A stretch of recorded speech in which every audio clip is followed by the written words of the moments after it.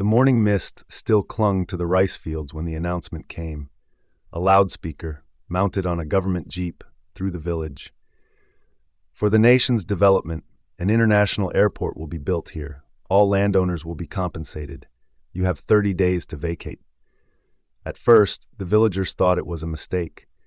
Their ancestors had tilled this soil for generations. The fields were their identity, their lifeblood. But as government officials arrived with papers and promises, the reality sank in.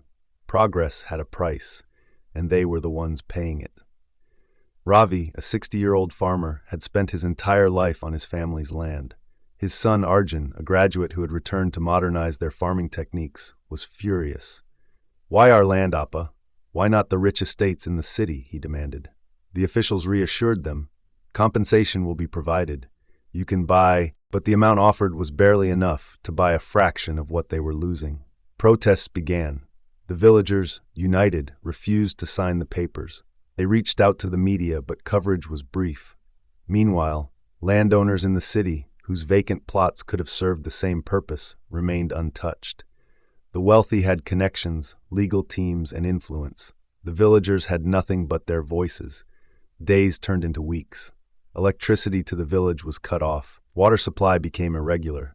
Slowly, fear crept in. Some families, exhausted and hopeless, accepted the compensation and left. Others, like Ravi and Arjun, held their ground. Then came the police, with eviction notices and bulldozers. Tear gas filled the air. Arjun was dragged away as he clung to a handful of soil. "This is our land," he screamed, but the machines moved forward, indifferent. Months later, the airport construction began. A billboard at the site read, "A symbol of progress and economic growth." Ravi, now living in a cramped city slum, saw it and laughed bitterly.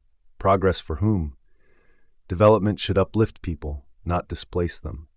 True progress is fair, just, and includes those it affects, rather than sacrificing them for the benefit of the privileged. The airport's first flight took off a year later. As passengers admired the modern infrastructure, few knew what once stood there. No plaque remembered the farmers, no history books told their story. But deep underground, where the roots of old crops still lay buried beneath the runways, the soil remembered. It always would.